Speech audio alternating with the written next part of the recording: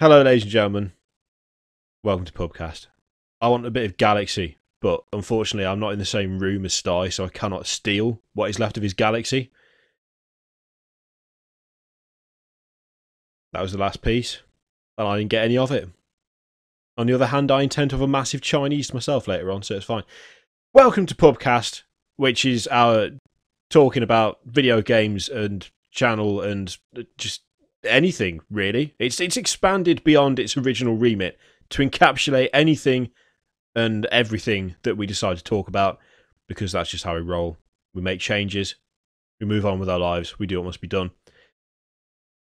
I was going to say something, and I cannot remember what it is, because now I genuinely really do want a galaxy, and I have a slight craving, and I also realised that I forgot to have lunch, so I'm getting quite hungry at this point. It is, what is it now? 3:45 at the time of this recording, so if I pass out and die in the middle of this, firstly, Style will have to come round and upload it, because I won't be able to, because I'll be a corpse. Secondly, I expect 1 million views. And thirdly, I'll put it down to a lack of a galaxy. Here lies Mr. Kirioth. He died for on a galaxy. fateful afternoon, but he was not given a galaxy. He will never be forgotten. He was the best of us. He was the least of us. He was Mr. Kirioth. Now he's gone. Oh. Hello, ladies and gentlemen. If you want to support this show, go to Patreon/Hotfix and check it out. It's beautiful. Obviously, if you support Hotfix, you support this as well, because it's crazy sister show. Both. This is not laser focused. This is just let's talk about what the hell we've done this week, centered around games and what the hell else has happened. Over the house. So I'm going to start, Mr. Kirioth. Go for it. Play Blood Bowl for about 20 hours. I know you've been fucking addicted to it. I haven't seen you all week. I am seriously addicted to it. I remember a point. Which was last week, which was which was last week, where it was a case of we'd go and do whatever we were doing, come back 9 o'clock, turn up, it'd be like, let's do a bit of Destiny, let's play a bit of something. When we'd play whatever we felt like, could be Destiny, could be something else, could be anything, name it, it could be anything. Those days have gone. Now if we've recorded together during the day, as soon as the recording stops, there'll be a final thing. It'll be like, okay, video sorted for today. All the titles, all the tags, all the back end stuff done. No need to worry about it. Then there's silence.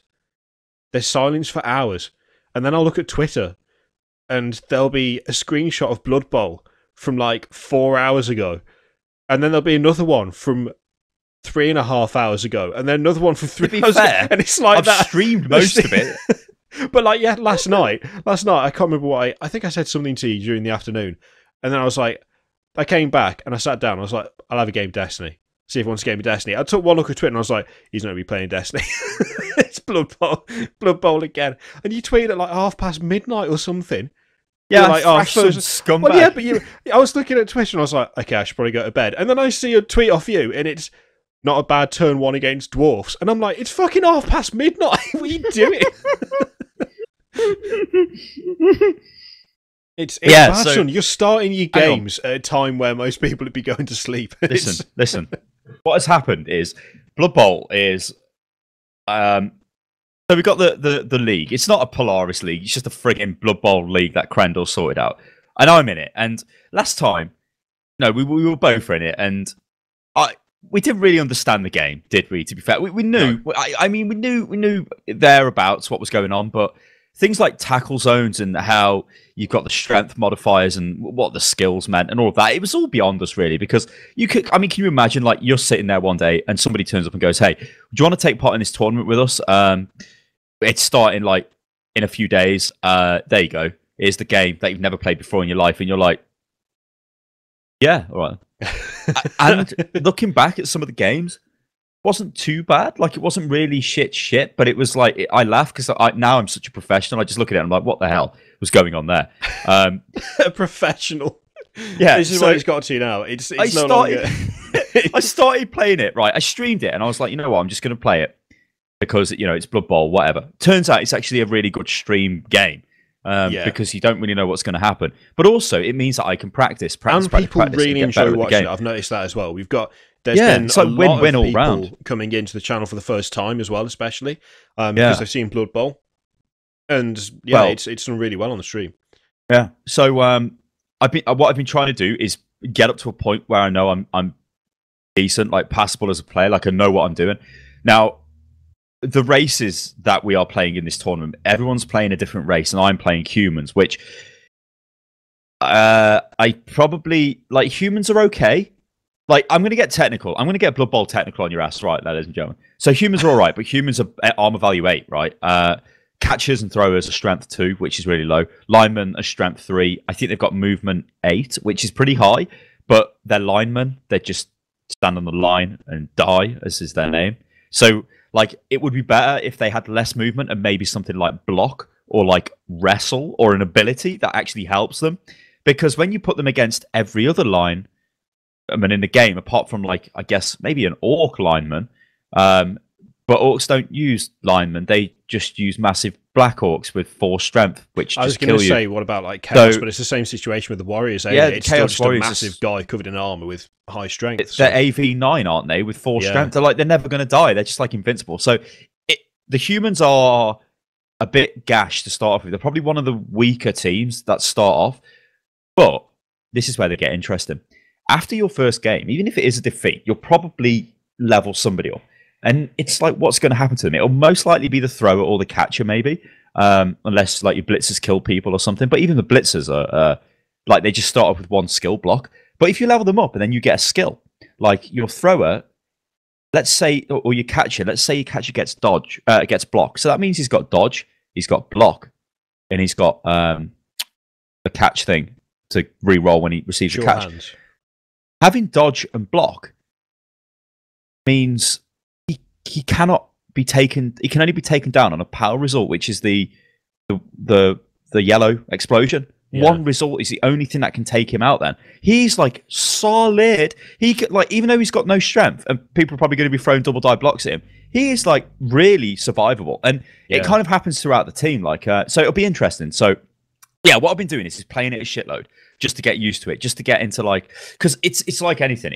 I kind of compare it a bit to StarCraft here. It's like where you'll see something happening and you'll know how to react to it as it's happening. So you haven't got to think like, oh shit, what do I do now? Like if I know the ball's been punted into the corner and I've weighted my attack on one side, and I'm going to push forward up the left, well, that's what I'm going to do. And I know how to quickly push up the left, get rid of their guys from the side and put a bit of a wall in the way and think that's what I'm going to do. I already know I'm going to do it before I've done it. So the 2-minute turns have become a thing which was too short to now. I can just do, I know what I'm going to do straight away. And I'm like, all right, then it's down to the dice rolls, which is what makes Blood Bowl interesting, because you can be tactically okay, but you can still roll double skulls. Like I have, like this happened to me on the stream, roll double skulls straight away, first move, re-roll it, double skulls again.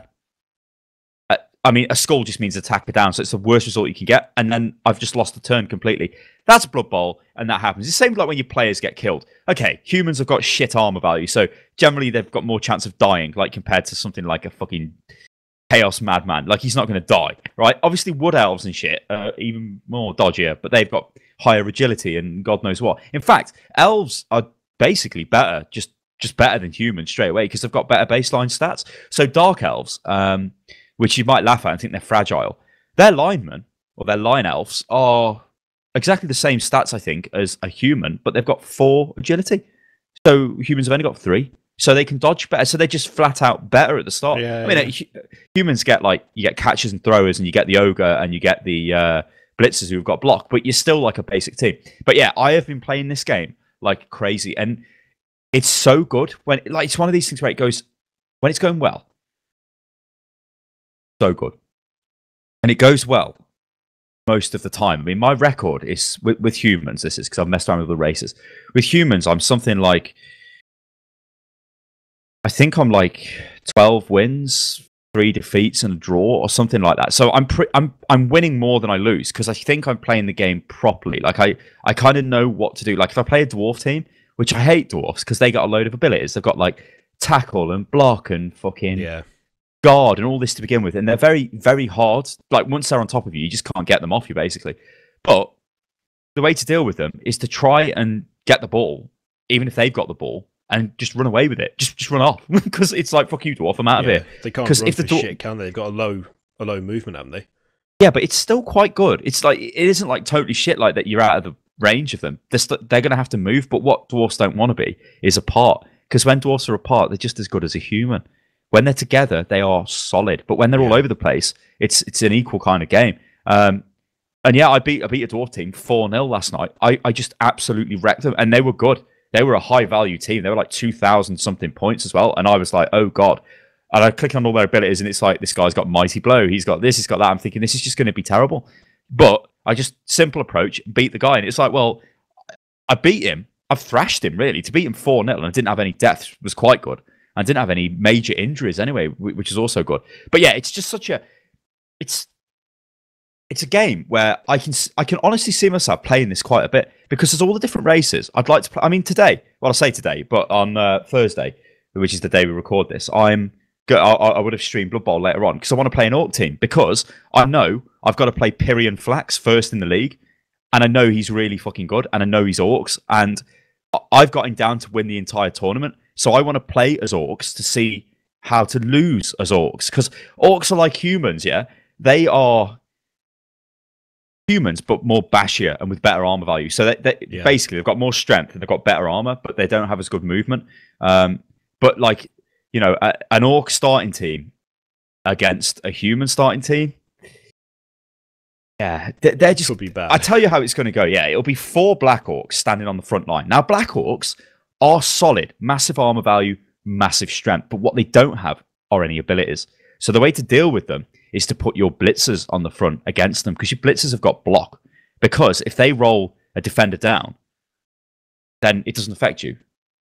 They'll go down. Or if you roll a defender down, they go down. So it's in like my interest to have the blitz there. Whereas before, I'd put the linemen on the front. Well, the linemen have got no abilities. They're just going to get the big Black Orcs. He's as big as my ogre, basically. He's just double die. He doesn't need any assist. Like, he will just smash my guy in at the start, because I don't have any skills like guard or anything. So it's just always going to be a double die attack on a lineman from a Black Orc. So there'll be 4 of them, which is painful. Yeah, there'll probably be 4 blitzers, which they're the same as human blitzers, I think. I think they've got 1 less movement.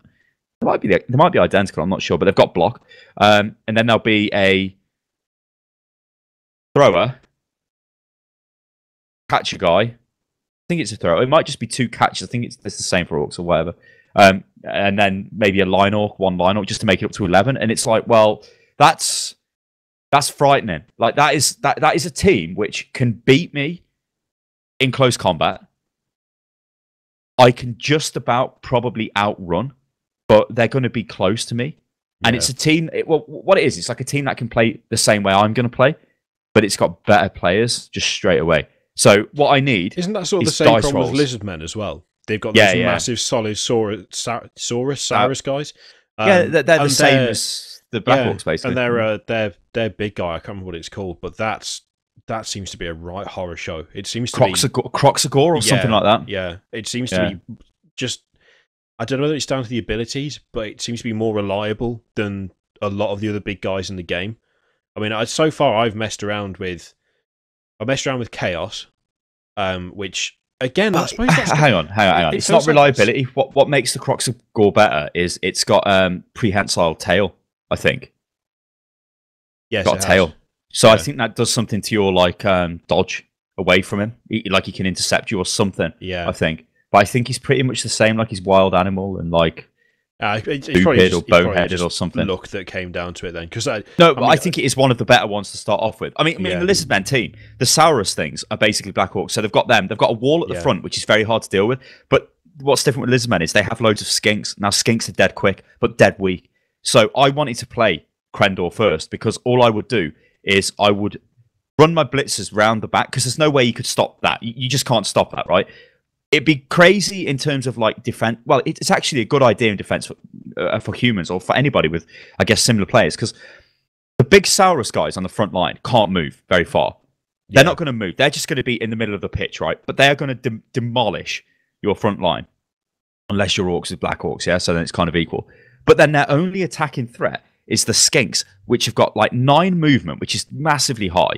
They've got stunty, they've got dodge. They're going to get out of tackle zones, yeah, most of the time. So what you got to do is get up to them as quick as possible and always use your blitz with a blitzer onto a skink, because a skink's like 2 strength, so you're getting a double die block on it straight away, and it's got low armor value, so there's a very high chance of injuring it. And I beat a Lizardman team on the stream. I just wiped out his skinks. That was it. He couldn't do anything then, and then I could just get the ball and just go and score. Like, he couldn't stop me. And it's like, okay, you can see a way of winning. It's like against Wood Elves, yeah? So if I was playing Stripping, Wood Elves are going to heavily rely on trying to dodge through your tackle zones. So what you've got to do is make sure you've got loads of staggered tackle zones, so you're not just in a wall, because as soon as they've got over one, they'll run off and score. You need to have like light layers of defense to make it difficult for them, because then they've got to gamble. Okay, they're probably got good odds for gambling, but as soon as you take one of them out or one of them fails, you can just start smashing them up, like, and that's how you deal with them.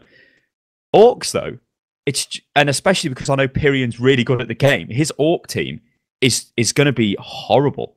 Like, I would prefer to play dwarfs to begin with, because I know how to deal with the dwarfs. Like, I'm faster, I can kind of get in, move the ball around quick, but orcs are just like, yeah, we're stronger, and yeah, let's go. And it's just like, okay then. So it's going to come down to a lot of dice rolls, really. That it's going to be a game of like, maybe the kickoff result is 5 of my players stunned at the start, or 5 of his stunned, or maybe 2 of my guys get injured, or it's a really bad roll for him at the start, which gives me a free turn. That's going to be the difference, I think, because with the teams being at like brand new, they've got no skills beyond what they get given. So it is kind of the most balanced point of the game. As teams start leveling up, which, by the way, doesn't mean if you win, because if you beat somebody, that team could actually earn more star player points and have better players as a result, because they might have smashed up half your team or something. Because you only get 3 skill points when you star player points when you score, and it's only to the guy who scores. Like, obviously, if you throw it, you get 1. The thrower gets a point. If you injure someone, you get 2 points, and all of that crap. But you can still lose a game, but come out in a stronger position. And I don't know. It's going to be interesting, because I think Jesse Cox is not going to be very good, but he's chaos, so he might injure you, yeah. And because you can't escape from people, yeah. You're just going to take the damage. I think TB is Dark Elves, which again are very similar to humans, so we'll see what setup is that. I mean, there are special elves you can take, but I don't think he's got them, like witch elves and things like that, which are really strong, but also a bit weak and would be targeted and murdered. You know what I mean? I think they're like they've got frenzy, so they can blitz. Well, when they attack, if it's on a pushed result, they can then block again, so they can like kick you off the pitch and do all kinds of shit. I think they've got an assassin, but I don't think that's very good, and I don't think he's got one of them. So I think his team is pretty kind of straight up. You could almost say a little bit boring, I think it might be. But when it levels up, it could be drastically different. So if I was to face him first, it would be, okay, he's just got a load of linemen. I'm more flexible than this, so I can probably beat him at like a passing game, or beat him at a attempt to dodge through his lines with my catcher or something. But 2 or 3 games down the line, when eventually the game happens, in fact, I think it's like week 8 or something, so after like 8 games have gone by, his team could be radically different. My team could be radically different. This is the thing with humans. Don't know which way it's going to go. The play style of the team depends on what skills you get when you level up. Yeah. Because right away, the bland human team is a team which it's got a 67% chance of completing a pass from the thrower. Yeah, which is not good, but it's better than, I guess, 50%. Right? So I think you're rolling 4. No, you're rolling 3 plus. I think or something. I don't know what it is, but it's pretty close to 50-50. It's not. It isn't like odds on. You could easily fail that and whatever. Dodge on your catcher, pretty much the same thing again, because you're not high agility, so you're still 67% chance of getting out of a tackle zone because you're only 3 agility. If you were 4 agility, which would be an amazing stat to get when you leveled up for the catcher, he becomes like a super elf. Like, he's really good then, because he's got dodge, and he's got a really high chance of, like, basically, if he doesn't roll a 1, he's getting out of the tackle zone because he's a beast, you know what I mean? Yeah. And it's like, suddenly he becomes really good. Or maybe your blitzers start getting +1 strength. Holy shit, a blitzer with 4 strength, that's like fucking, that's solid. You know, that is really solid. What about your passer gets, maybe, I don't know, accurate, so he can make amazing passes, or you start getting block on, like, or you get guard on your lineman, and then suddenly they become really strong. It's, human team can change. It can be a running game, it can be a bashing team, or it can be a passing team. but I don't know what it's going to be. So that makes it interesting to me. Whereas all the other teams, like Dwarf, is never going to be a passing team or a running team. It's just going to be a stand there team, a fight you team. Yeah, every time. Like it's never going to change. Orcs are more, we're going to fight you, but we can also run it and pass it if we want to. But we're probably going to fight you, sort of thing. Because look at the size of the Black Orcs. Oh god, Chaos are like, we're going to fucking fight you, basically.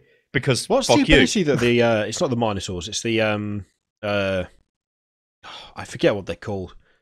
No, which ones I mean. The goat men. They're not goat men at all. Yeah, beast men. Horns. They get +1 strength when they blitz, so that makes them good. So that so it feels like there are quite a few teams that kind of start out with, you've got a bashy front line, and then you've got like a slightly specialized kind of second. Like it feels to me like they're kind of equivalents between, say, like I suppose that the first one that springs to mind is Lizardmen and Chaos. You've got those basically skillless but high armor value, high strength frontline brawlers, and then you've got the rest of the team is, admittedly, I think Beastmen are obviously not quite the same as Skinks, but it's like they're still built for their specific purpose, but everything else is just very kind of, you are there to just beat the shit out of people, and that's all you do. It's just a case of like, if you're experienced, I mean, the experienced play, I'll go through the players in the league, right? So you've got me. I think I'm fairly experienced. You've got Pyrion, he's very experienced. You've got Strippin, he's very experienced. Then you've got Krendor, very experienced. Then you've got like Northern Lion. I played it a few times, I guess. He knows what he's doing. You got Mathas, who again has played it a bit, knows what he's doing. But I don't think these are not like me, who played it for like 30 hours plus or anything like that. Then you've got Jesse Cox, very minimal. Dodger, very minimal playtime. You've got Force, very minimal playtime. I think that's everyone. Yeah, I think so. Oh, Pyrion. I don't know whether I said him, but again, I probably did. But very experienced players. So if there's anyone I forgot, then I'm sorry. But it's, you know what to do at the start of the game against certain teams. I know how to play against a human team. I just beat them up. Basically, I just try and smash them in, and then I try and like mark their or try and wreck the catcher. That's what I try and do: wreck the catcher or the thrower, because it looks different. It's a really weak unit, and if it gets hit at the start, it's gonna you don't want it to die because it's going to be where all your points go. And it's I don't know. It's really interesting Blood Bowl is to me, because getting involved in a league like that is great. I mean, there's a league on our forums for Blood Bowl Chaos Edition, and I did make a league for Blood Bowl 2, but I didn't actually do anything. Although I might actually start streaming in that league with the viewers. But to play in a league with people in that game is so good, because it is a game of luck. I mean, Kiri, I might have played it loads, but Kiri beat me the other day on the stream. I mean, okay, we were taking a piss, but he still beat me because the dice were with him. He was like, I'm going to make this run over, and it works. And it's like, well, fuck you. And it's like, well, that's football, go die. Daft, but it did work. Yeah, so it means it's interesting. So with me sitting here going, oh yeah, I don't think Jess Cox has played it much. On the first turn, he could kill like 3 of my guys straight away. He could kill my ogre, kill my 2 linemen, and then I'm 3 players down. And I'm afraid the way Blood Bowl works is when your players down, you got a problem. You got a really big problem, because, well, you've got a problem. Yeah. Because you're going to get overloaded, and then you're going to get wrecked. Now, of course, because it's a league that we're playing in, you can't just quit the game. You can't be like, I'm losing so harsh, I'll just concede. No, sir. You've got to stay there. You've got to take the punishment. Yeah, and it could be bad. But I'm really looking forward to it. And I think as well, we're going to be streaming, or I'm going to stream as many of the games as I can. Obviously, Pyrion, he streams, so that'll be no problem. Yeah. Same for, I think I've got Stripping next week, actually. I managed to take the worst kind of timed holiday ever, because it's right in the middle of the Blood Bowl League, which is kind of a shame, because I'll be away for, what did I say? Week starting the Friday the 10th to the 18th of the month.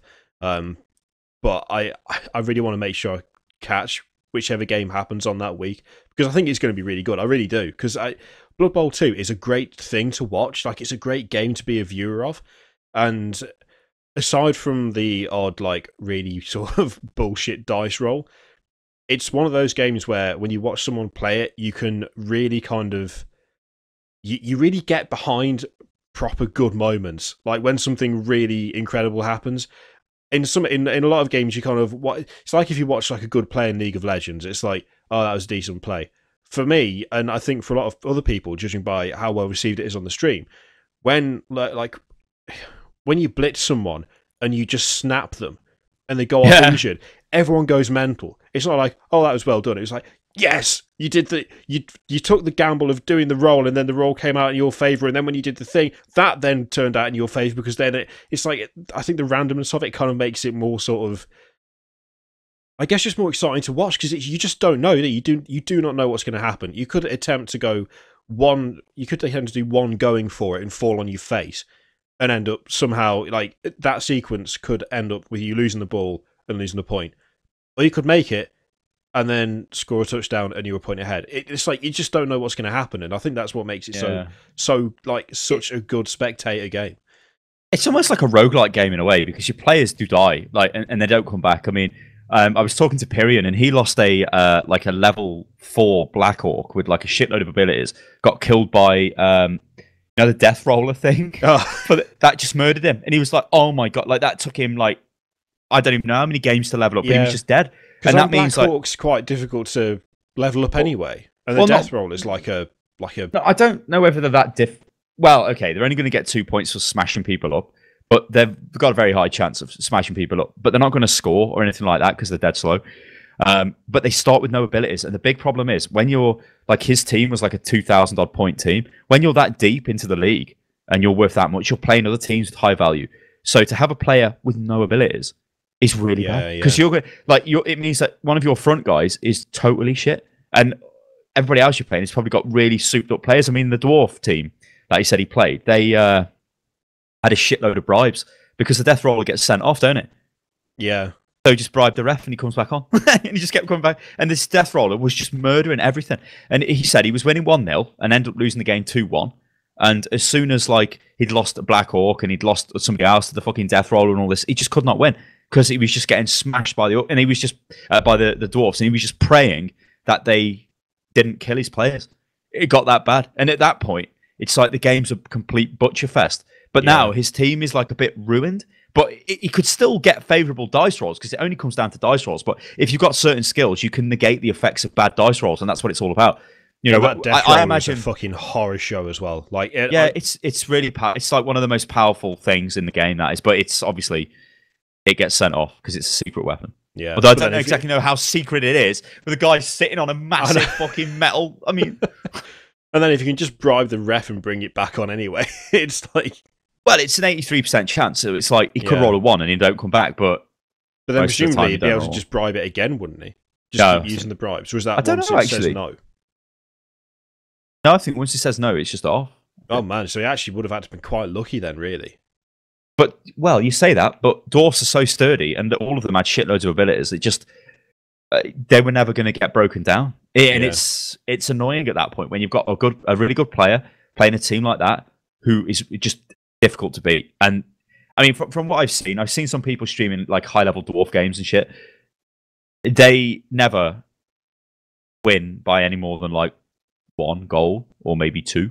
They're never going to score a lot because they're too slow. Their game is about incapacitating you. Yeah, they're not as like they're only fairly low strength. Obviously, if they've got loads of skills like Mighty Blow and stuff, then they're going to have more strength or more chance of doing injury.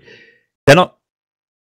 I don't think it's like, oh god, I'm against dwarfs, they're going to kill my team. It's, oh god, I'm against dwarfs, they're going to repeatedly tackle me over and over and over and over and over again, and I've got no way of like dealing with it, and I've just got to hope that I don't get a bad armor break roll and my guy dies. It's not like, oh shit, it's a Black Orc, he's just going to wreck me because he's got loads of strength, or oh shit, it's the Chaos Warrior man and he's just going to wreck me. It's like, it's dwarfs, and we ain't going to beat them if we try and fight them, and they're just going to punch us over and over again. So I don't know, like Blood Bowl, it's a game I'm going to keep playing. I'm going to keep streaming it until I get bored of it, which is probably what I do for most games. But I can see a lot of life in the game. But there are times when the game, I mean, I streamed it and I had 3 games. All of them were just bad. Like, I just, crucial dice rolls went wrong, and like simple rolls, like I said, getting the double skulls and then getting it again after a re-roll, and just losing the first turn of a game, or having your ogre die on the first turn. I mean, the ogre's like armor value 9. That's like double 6s or whatever it is to kill him. Oh, but that was fine, and he's dead. And it's like, okay, like things like that happening are really, they can wreck the game. It's like a game of football. If a referee sends a player off like 10 minutes into the match, it fucks the game then, because the team with a man down, they're a man down. I don't care who you are. It's very difficult to play against 11 men if you've only got 10. And Blood Bowl's exactly the same. It's the same team size. So if you kill one of my guys, especially if it's the ogre, like the front line guy, well, then I've got to replace him with somebody who's not as good, who's got more of a chance of dying. And it's like, it can be annoying when it goes like that. But sometimes if you hang in, suddenly the luck can go for you and you can start wrecking their players. And you know what? I think they're adding new animations for armor break rolls. So instead, when you hit people, when it's a successful block, they're adding an animation in for when they're severe, like when you break their armor, so then you injure them and kill them. So it'd be different, like murder animations, I think. Yeah. But yeah, honestly, that is the only game I've played all week, and I've played it for about 30 hours. No. There is another one. Play Vermintide as well. We can talk that about. Talk about that a bit. That was in a Blood Bowl. That was in a Blood Bowl stream, but yeah, played Vermintide as well. Well, I've had this week, right? We talked about Destiny a lot last week, so I won't talk a huge amount about it this week. But I'm still enjoying it. But I have found, the same problem that we had to begin with, where doing the cave loot thing was boring as hell, and it was like, want to do strikes, but then you just kept coming across the same strikes. I thought with the Taken King, I was like, okay, well, it is still the same strikes, but there's variations, there's twists. You're not entirely sure what version of the strike you're going to get when you get there. There are different enemies and stuff that can spawn. It's something a bit different. That is still true. However, I have tried to do 5 strikes in the last week. Okay. Every single one of those strikes has been that fucking sunless cell strike every single time. Oh no, where it's pitch black at the end. Yeah, and I'm at the point now where it's like, I'm still enjoying the game, but I just flat out quit that strike because it's one of the longest strikes on there for a start. There's like 4 or 5 stages to it, and it all leads up to just the most boring, drawn out boss fight. Like when you look at the other strikes, you get to the end boss. You've got the like look at the Shield Brothers, for instance. It's a bit that's slow, quite enjoyable. But it's quite enjoyable. Yeah, but it's not a drawn out fight. One guy comes out, you shoot the shit out of him, he runs off. The other guy comes out, you shoot the shit out of him. Then they both come out. Yeah, there's ads, but you can take those out pretty quickly. That's not a problem. That's not a drawn-out fight. That can go really quickly. If you've got people who know what you're doing and you've got decent weapons, you can just hammer them, and it'll take like a couple of minutes if you really. I mean, before I had my unlucky streak of sunless cell strikes, I had a strike with a guy who was at 299 light, and his mate who was at 298 light. We got to the Shield Brothers, and the guy came out the door, jumped into the air, landed, and then went back out the door again. Like, that's how quickly they wasted him. I mean, they both used their supers on him, but it was like, that was dead quick. You've got things like, which one is it? Is it the one on Venus? The desert one? I can't remember what it's called, where you've got the 3 Scion guys at the end, the Scion Flayers. Oh, yeah, it's on Mars, yeah. The Crystal Palace or something like that it's called, is it? Dust Palace, that's it. Dust Palace, yeah. Again, that's not too drawn out. That's quite quick. You've got a couple of stages to it, but it's not a long strike in terms of distance, and it's not a long strike in terms of time, because the bosses at the end, they are quite bullet spongy. But if you hit them with the right weapons, then you can wipe them out, because one of them is flame. I think the other one's void. And I think and the other one's like frost and or whatever it is. Frost or kinetic? I think it might be blue frost. Shit. So you can take those out really quick. Sunless Cell just takes so fucking long, because it's like you've got 2 rooms for a start with those horrendous screamers in them, which I know they don't do much to kill. But when they die, they fire all that shit at you, and they're also range activated as well. I'm pretty sure. That's what I've kind of decided at this point, because if you move, I've found that if I'm shooting one and I step back as it's firing at me, it closes, and I move forward again, it opens up, and it's like. That room where there's like 10 of them is just the worst, because they like when they die, they send out bolts of crap at you, and it seeks you out, and one of those will do you down to like near deth. So and you get the thing where everyone runs off and kills one on their own, and it's like, oh my god, it's just going everywhere. Yeah. So you've got one room that's got 2. And it's got the platforms that you have to jump across. People always die on those because they miss the platforms. I know this because I do it myself. It's irritating, but then you get people who don't save them, or you get people who've done it so often that they refuse to go over to the platform. Or you get guys who've never done it before. They go over to the platform. They don't take into account the fact that when you activate the thing, a bunch of enemies spawn on the other side, including 2 wizards who immediately fly over the gap and blast the shit out of you. So if you're just standing there, you get killed, which then means someone's got to go and rescue you, or you got to get up. But it being Destiny, no one ever fucking gets up. You've got to go and get them. Then you've got the room with all the stupid, crappy screamer things that kill you over and over again. It's not even a difficult room. The ads are totally worthless in there, but you get suicide bombed every time you kill one of them, so it takes forever to do. You go through there, and you've got that platform area where there's the big portal that comes open in the middle, and there's usually a couple of the worst that I had was I think get them ogres spawning, don't you? You get 2 ogres, and then you'll get some sort of worthless boss that you can just murder. That's not too bad, but it's like you have to go through like 4 areas to get to the last boss, and the last boss, apparently, if you wreck him with swords, then you can kill him. Like, straight up. He doesn't disappear, and he doesn't summon ads. That's fine. I don't have the sword. I ain't done that quest yet. Most of the people that I've done the strike with do not have the sword. So you have to shoot him. And once he's taken a certain number of shots, he fucks off, and then ads appear, and then you got to kill them, and then he reappears. And even on normal, that fight it's making me yawn. I know. I have done it loads of times. Every time me and you were playing it, I was like, oh, for fuck's sake, not this one again. Yeah, and it's like, that one strike, the end alone can take upwards of like quarter of an hour if you're unlucky. Like if you don't get enough damage off on him, it can just take fucking forever. And it takes God knows how long to even get to that stage to begin with.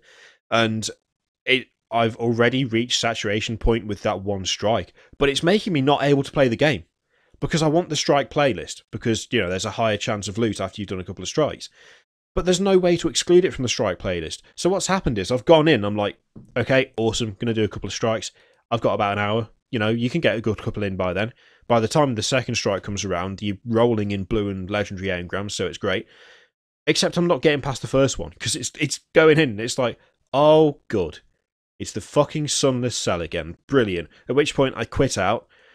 Then I have to go back into the playlist again, because you've got to go into orbit, and then you've got to select the playlist, and then it goes in, and it's like, oh, we've got news that Alaka, whatever his name is, in the Sunless Cell. And I'm like, all right. And then I quit. And then I'm like, well, I'm not doing it again. Fuck that. I'll do it another day. Go back the next day, go in, and you get the same fucking thing. And it's like 5 times I've sat down it's to do it, and I haven't been able to.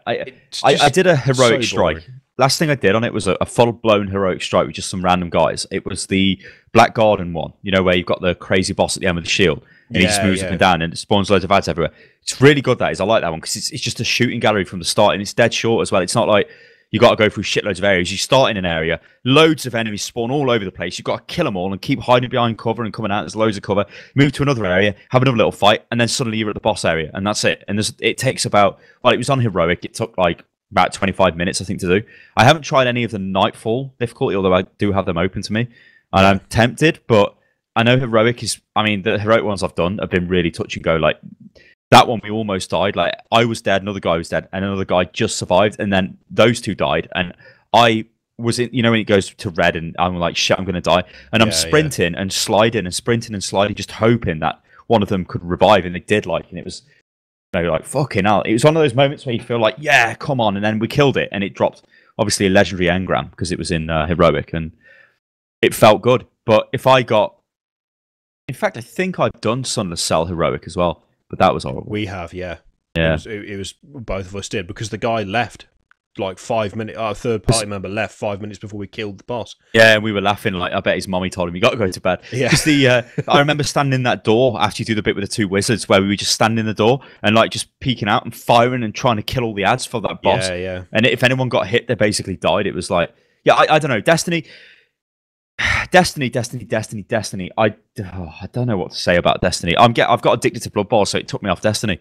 But I still feel like I could go and play Destiny as well. The thing is, I'm still enjoying it, but I haven't had the opportunity to enjoy it because it's been the same strike every time so far. And it's kind of, when I say it's pissed me off, it's a frustrating feeling when there's a game that you know you enjoy and you know you want to play, but there's one particular bit of it you don't like, but it's not letting you get past that bit. Like, I realise it's random. It's not like it's kind of going, oh, he clearly doesn't like Sunless Cell, we'll just give it him every time. That's not how it works. But at the same time, I'm dead close to 290 light.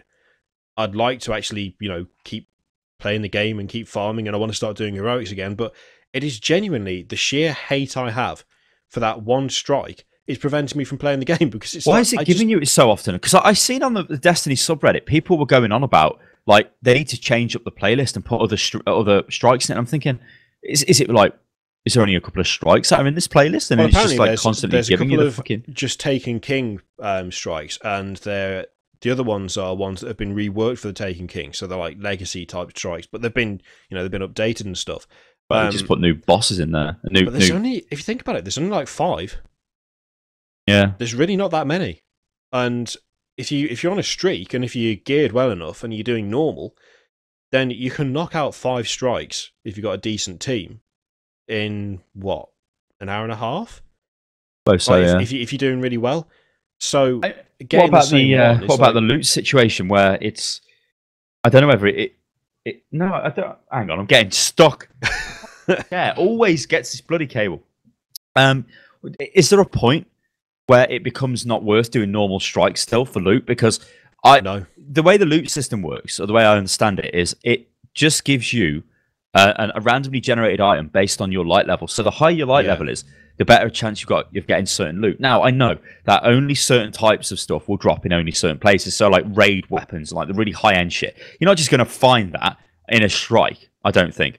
But you can still find decent level stuff. It's like when I said to you about Hawkmoon. I've got the Legacy Hawkmoon because it gave it me when we started Taken King, remember? But then Hawkmoon was available as a Taken King variety with 280 damage or something on it. And I looked at it and I'm like, right, Hawkmoon. I know it's got abilities on it where one of the bullets will do a load of damage and then something else is something else. But I looked at it and I'm looking at my weapon I've got equipped, which is like a 288 pulse rifle. And I'm like, but this does 8. This is worth more light. If I buy that, I'll have less light. I know I can infuse it, but I'm fairly sure exotics actually are worth more light than it actually says they are. So that's weird, yeah. I've switched out. I switched out because I bought Hawkmoon because I had the strange coins for it, and I was like, I looked at it. I'm not buying this. It's fucking fuck that. I was like, well, my weapon also only had 284 damage, so it wasn't that much better. And I swapped it out. My light level didn't change at all. Like there was no fluctuation whatsoever. And on paper, the weapon I had before should have been worth more, but it wasn't. And then I updated Hawkmoon by infusing it with the weapon I'd replaced it with, and then I went up by a light level. So. The loot seems to be exactly the same. So what I'm saying is, like, I could still just join a normal strike and run 5 of them really quick because I'm just killing stuff with one shot, and then I'd have like 15 blue engrams, maybe a legendary one, and a load of greens. I'd run in, start handing it in, and I go up 5 or 6 light levels. Like that's the thing. That's just the fastest way to do it. It's just a numbers game. It'll give you a lot of stuff that is well below your light level. But for like every 3 engrams that it produces below your light level, it will give you something that's either the equivalent or more. So it's still just worth doing. The only reason to do like the Nightfall ones is for like a guaranteed exotic. And the only reason to do the heroic ones is for a guaranteed legendary. That's it really. And I don't have a problem with that. Like I still am enjoying the game. But if there was a way to just cut out a certain strike, I would absolutely do it, because I just, I'm not going to play something where I'm not going to play a game where I will have to play something that I don't want to play. Like that's pointless to me. If you ever get to a stage in a game where you're like, I hate this, but I'm going to have to do it anyway, then the impulse is to turn it off, because why would you just carry on doing something if you don't like it? And that's the point I'm at. I'm not like sick of Destiny. I haven't got bored of Destiny, but there is one specific aspect of Destiny that I do not like. And at the moment, I'm having to deal with doing that thing I do not like to get to content that I do. And whilst Destiny's good and I'm enjoying it, I'm not prepared to... We're going on about this in Hotfix with fucking matchmaking crap. Like, Heroes of the Storm is the same. I do not want to do the fucking what is the it? mines. The mines, yeah. I don't want to go underground and fuck about in the mines because the team won't get down there quick, and I don't want it. I'd rather do the crazy Egyptian level with the lasers or the fucking the one with the dragon, or something. I don't want to do that one. Please, oh god, it's this one again. Oh, it's that again, and it just takes the enjoyment out of it. I mean, I get variety, and okay, that's great, but get lost. Like you should be able to say, I do not want that in my playlist. Go away, like you can with like Counter-Strike or something. I do not want. And you know what? I'd take a hit. I would if it said like, if you would take this out of your playlist, then you will have, I don't know, 10% reduced from your chance of receiving loot after the buff, you know, for doing multiple strikes. I'd still do it. I'd still fucking do it because I'd be more likely to do more strikes if I didn't have to do that one fucking strike that I absolutely hate and makes me turn off the game. It makes me turn it off to the point where I turned it off like Monday or something, and I've not turned it on since. I just haven't bothered to log into Destiny because it's put me off that much. It's like I still like the game, but I don't want that fucking map again. I just don't want the goddamn map. It's just, I'm sick of that wanker in his bloody dark cell where I can't see shit and spending like 10-15 minutes clearing it out because it's just not fun. It's like, it's just not interesting. So, well, okay, let's talk about Vermintide then. So the game I totally forgot that I played. Vermintide is Left 4 Dead with a Warhammer skin. It looks nicer than Left 4 Dead because it's more modern, I guess. I played as the Empire soldier, and he was bland. Now, you get gear in this game. So at the end of the level, you roll dice, don't you? Whatever you roll, it depends on like what kind of a bit of loot you get. If you carry one of the tomes around, it increases the number of dice you roll, so you've got a better chance of better loot.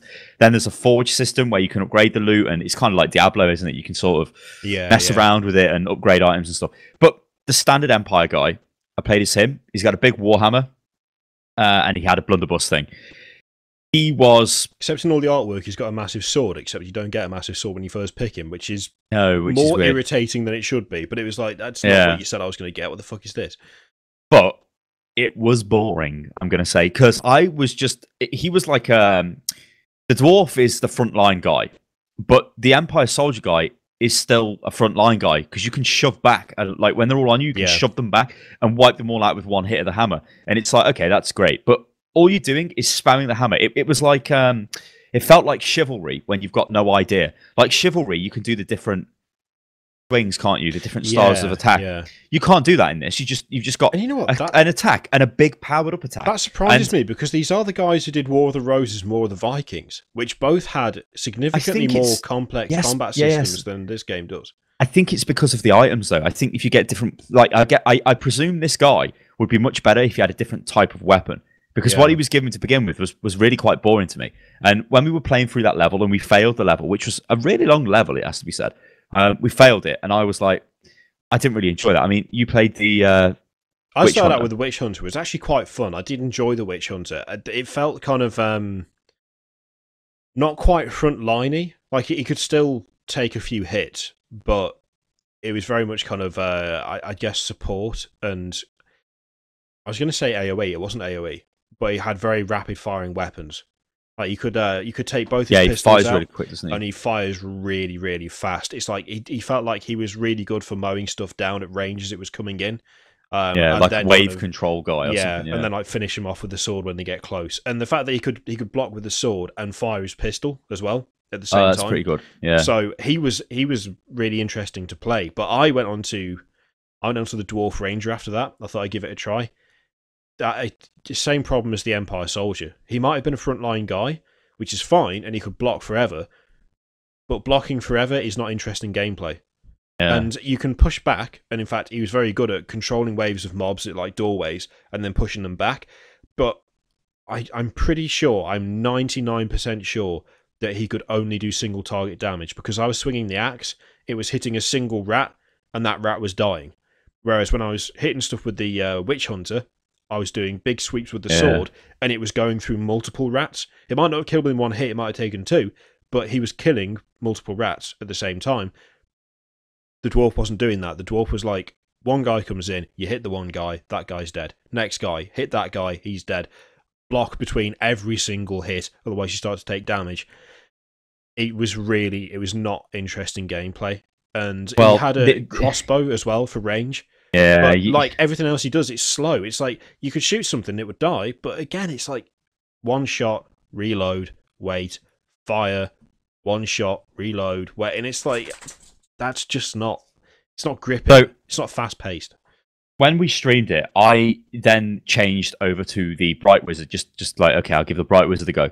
And when I started playing that, I said to the stream chat, I said, oh my God, this reminds me of a Might and Magic game. What the hell was that? And the chat were like, Dark Messiah, like an FPS Might and Magic game. And I'm like, yeah, it's not actually. It was Legends of Might and Magic. That's what it reminded me of. This was from 2001. I just quickly Googled it to make sure. And like the screenshots are just bringing back everything to me. It was like basically an FPS game, but you had like spells and shit. Anyway, the Bright Wizard was just on another level. It was like, I've gone from this Empire guy who was, you know, I just thought like I was playing bland chivalry style, just murdering people. Well, I wasn't really. I just was swinging my shit everywhere, and it was like, yeah, whatever. The Bright Wizard suddenly, though, has got a sword. Now, it's not very good because she's a Bright Wizard and she can just like chop people. It was AoE damage, though. It was like slashing motions and it would hit things in front of her. And obviously, you could block with it. But with her staff, she could fire like a little fireball out at the end of it, and that would just kill anything it hit. Well, it kill a basic like rat, one hit, Skaven dead. Set them on fire, and then they'd die, but they'd die pretty quick. Or you could hold left mouse button down, and it had a nice animation where she'd get the staff, put a hand into it, and start drawing out the fire, and it get bigger and bigger and bigger and bigger and bigger. And it's like a massive fireball, and then she lobs it. Like it's not as accurate. It isn't like a straight shot like the normal fireball. It's like a grenade. You got to watch it in. This thing though just fucking blows up and just blows everything up. It's like holy shit, this is dead good. But the interesting thing with her is, because she's a Bright Wizard, and in the lore, obviously, Bright Wizards, they overheat if they keep casting their spells. You start to kill yourself, and she's like, the fire's turned against me! It's just like burning. It's like, oh God. So you can hold down, I think it was F or Q or something like that, and you'd vent the flames, and she'd like put a hand out and go, and all the fire would come out. But you injure yourself when you're doing this, like, but it's not as bad as leaving yourself on fire. Yeah. Because obviously that's burning you. But what you've got to do is manage your spell casting, and you have to naturally let the flames go down, because they will naturally go down, right, when you don't cast. But obviously this puts you into situations then where when we did the forest level, which was a terrible map compared to the city map, I was stuck in a corner, and I was like, holy shit, like I had to just keep throwing fireballs, like, but I knew it was going to damage me, but I just had to do it. And it's like the crazed gamble, because if I just stood there, the rats were going to murder me. But I've blown them all away, and it's like, holy shit, this is great. And I mean, at the end of the first level we did, I think she is OP, because her ability to cause damage is so powerful compared to the other classes, it looks like. I mean, I had like, what did I have, like 490 kills or something? Yeah. And the nearest person was like you, wasn't it, with like half the kills? It's like, yeah. It was insane. Yeah, because she could. Well, she, from what I could tell, soldier guy, he runs in and he has to hit them at close range. Yeah, so he's got a problem there. He's not ranged. He isn't like the elf ranger woman or whatever the hell she was, or the pathfinder, or whatever she's called, the elven woman, or Bright Wizard, because you can hit them from range dead quick. I guess in some way the witch hunter could do this as well, but the difference with the Bright Wizard is she can hit them at range with an attack, which is a massive AoE. And the way that the Skaven spawn is in big waves. Like they spawn and there'll be 20 of them. And you just throw the fireball in and it blows them all up. It's like, oh my God. And it wasn't like, it doesn't take some sort of legendary player to do this. I mean, I'm all right at FPS games, but we failed the mission straight away, going again with a different class, and suddenly I knew where they were spawning from. Like that bit you were laughing where you were just standing there chopping like this as they were falling. Kill. Well, next time we went in there, I knew they were going to spawn there, so I run around the corner ready. As soon as they come, fireball in, 10 of them dead straight away, turn around, blast these other fuckers, vent some fire, keep firing, and it was really enjoyable. But it did feel really OP. Yeah. I've got to say. Yeah. I feel like when the loot starts to flow and you start getting different like different weapons and stuff, because when you go to the website and look at all the different heroes, they have different play styles. Like there's different ways you can build them and different weapons you can use with them and different abilities that they get based on those weapons. But when you start out and you just like basic witch hunter or basic whatever, it's not that interesting, frankly. I mean, it's not a bad game. Don't get me wrong. I enjoyed playing it, but for me, the incentive would be being able to experience some of what the characters can do, like straight off the bat, instead of just kind of being like, okay, here's your basic stuff, off you go. Like, because that's not going to grab you. I mean, the way that it's handled that with the dwarf, it's like, here you go, here's a hammer, here's an axe and a shield. Well, I don't want to play the dwarf again now. Yeah, I just don't. I'm not interested. It's one of those situations where the dwarf, though, even though it's not interesting, the dwarf was really powerful, but was shit to play. Like, dwarf man, like you said, when he could just, the fact you could stand at a door and keep the rats away was just like, again, that's really OP. But you're not getting any kind of, I suppose, reward for this effort, because Bright Wizard behind you blows them away, and then when the score comes up at the end, it's like, haha, fuck you, I've ruined I've just killed everything. What have you done? But actually, that you made that happen to some degree. I don't know, but that's like inevitable. I think it needs work. I'll play it again, and I'm interested to see what they do as they build it up, because it's still in beta, and it was the closed beta. I think it's a good game. I think it's an all right game. It's not going to blow you away. It is Left 4 Dead. If you like Warhammer Fantasy, then you will love it, because you got a chance to just run around fantasy locations killing Skaven. Yeah. In Vermintide wankers coming in. I'm not a massive fan of just how blatant the lifting of Left 4 Dead specials is. Yeah, we did find it quite funny, didn't we? When we played, like, everything was the same. Even like with the what is it, the boomer, the fat guy who explodes in a cloud of smoke. There was that. There was you've got the rat ogre, like the tank. The boomer was a rat that had like a big gas pack on his back and was carrying globes filled with poison. So he would, when he exploded, he'd coat you with poison. They had a rat with a long hook, take you by the neck and drag you away. They had the rat ogre, the assassin as well, which is the same as the hunter. The only thing I'm struggling to find an equivalent for is the one with the rattling cannon, which is a he was kind of unique, I guess. I can't think of anything else I don't think there's really an equivalent for that for Left 4 Dead. I don't think there is, no. And I hadn't seen anything like the Witch either, because the Witch in Left 4 Dead is a right horror show. But I didn't see quite a lot. Yeah, I didn't see an equivalent for that. I will say the Rat Ogre just takes the piss out of the tank from Left 4 Dead for being ridiculously solid. Does not care at all, that thing. It just wipes you out. I'm kind of looking forward to playing it again. I think it'll get better as it goes on. Even though I don't like the direct lifting of stuff off Left 4 Dead, I also can't say with any hint of honesty that it doesn't fit, because it does. It might be directly lifted, but that's all Skaven stuff. That is what Skaven do. I mean, you can go to the Games Workshop site right now, go to Age of Sigmar, look at the Skaven, and you can identify everything that's in the game. It's all exactly right. It's just the way it's implemented, and that it's exactly right, that I don't like. Like the Skaven that kind of, I think a lot of it is context. Like the Skaven that drags you off, I'd be okay with that, because they like doing mad experiments on people and themselves. If they're going to drag you off, okay, but don't have it be one rat. Like, if it's a little group of them, they turn up, one of them drags you off, and the others block you off. Then what are those rats called? The super ones with the armor.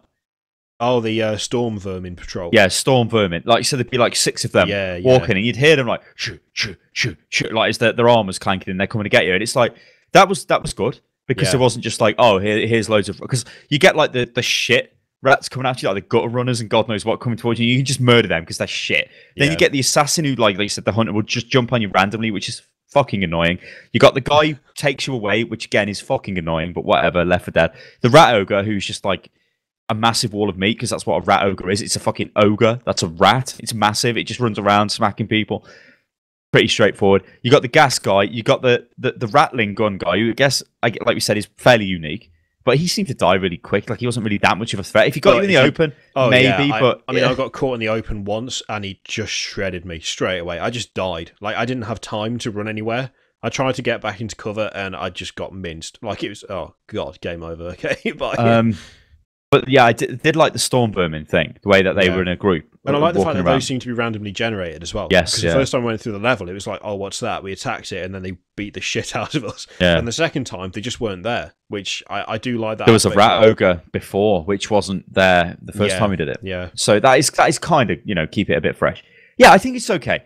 people were asking me on Twitter because I don't think in the video it included the roundup at the end. Yeah, we ended up cutting the roundup at the end because the audio just died on the footage. It was in the game as well. It wasn't us. It was the game itself. Just it fell apart. Yeah, I mean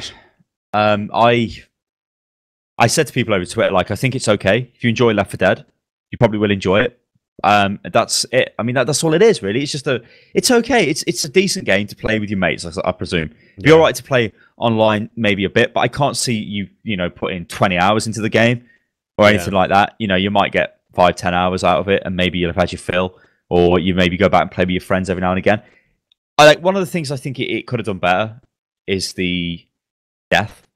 Like, you can cut the rat's head off, and it is funny because the rat still attacks you where he's got no head, which you will do. But I'd prefer if you could like really butcher them, and I'd prefer it if it was more gory than it was, because there was a lot of blood going around, but there were just whole bodies thrown all over the place, and I'd like it if you could smash them. And like because when I was burning them with the Bright Wizard, they were on fire and running about and shit. That's great. Yeah. When I was hitting them with a Warhammer, they were just like falling over. It was like someone made a comment that might do. Someone made the comment that there was full dismemberment. No, there's not. Well, the thing is, and someone else has then said, "Oh yeah, you can do it." The thing is, I didn't experience it at all. You didn't either. I mean, I don't know whether that was down to weapons we were using or something, or whether. I presume these are people who've watched Total Biscuit's video. I've not watched it, and I guess the devs probably said at some point, "Oh yeah, there is full dismemberment." But even if there is, there wasn't. In practicality, we were running around slapping shit, and I just kept seeing heads fall off. I'd never seen arms or legs get cut off, or people get cut in half. I do wonder whether that's down to the weapons used, because at the start you were using a Warhammer. Yeah, but I used a sword with the Bright Wizard and never seen it. Yeah, but those swords are like they're like rapier style swords, ain't they? They ain't like broadswords. No, hers is like a broadsword. It's not like a thin rapier. Yeah, it isn't like the rapier that the Witch Elf guy's got. Witch Hunter. It's like a like. What I would call a standard sword. Yeah, if that's even a thing. Like, I think that would cut you probably. I don't know. Maybe it. When I ran up to them with the blunderbuss and shot them with it, it didn't like blow their arms and legs off or anything. They just sort of all fell over. Yeah. I don't know. It'd be worth another look anyway. But it's not bad. But no. It's definitely a decent Warhammer game. It's not a shit Warhammer game. Makes a change. Yeah, it really does. God. I'll only touch on it briefly because there's a video on the channel about it, but I played something else called Forsaken Uprising, which was sent via Steam Gift Gamble, which I'm starting to regret ever starting that show. I've seen a guy, every time, right, I look at the comments and it's like, oh, fucking hating on Unity again. Fucking hell. Unity's good engine. I'm like, mate, sick of those fucking comments every single time. Hating on a game made in Unity, not the same as hating on Unity. I did a fucking video on the channel, you can find it, that is defending Unity and saying it's a good engine. And the way that people are like, I think you'll find that actually Unity is quite a good engine. Well, no shit. Look at the channel. Look at the Hearthstone videos. Oh, that was made in Unity. Look at Naval Action. That's in fucking Unity. What about City Skylines and fucking Endless Space and Endless Legend and Dungeon of the Endless and all the other fucking Unity games that are on the goddamn channel that I fucking played? Shut the fuck up. I know. God damn it. And the other thing as well is that some people like to say, actually, Asset Store is very useful. I know that as well. It is very useful. It's supposed to be useful, but it was not created specifically so that some dickhead with enough money to slam a game on Steam, because Steam still has no quality control and allow this shit to be sold to begin with, they just take the asset and do nothing with it and stick it in their shit game, and then they sell the game. That's the problem I've got. I don't have a problem with Unity or the Asset Store. It's the way idiots are using it. And I don't understand how many times I've got to tell people that until people will stop going to the comments going, oh, Unity's actually pretty good. Yeah, I get it. I know. I'm aware. Thank you very much. It's almost like I fucking make videos for a goddamn YouTube channel every day for the last God knows how many years. You daft bastard. Oh, God. Harsh, Christ. But yeah, anyway, it's another terrible game. I didn't realise at the time, but apparently it's those Digital Homicide guys. Oh, God. All they do, they literally make shit games now just to, Yeah, they just take some formula, whether it be roguelike or open world or whatever. They buy a load of shit off the Asset Store. They then put it in the game, do minimal scripting, if any, and then throw it up on Steam. I mean, the game was broken. You could see in the video.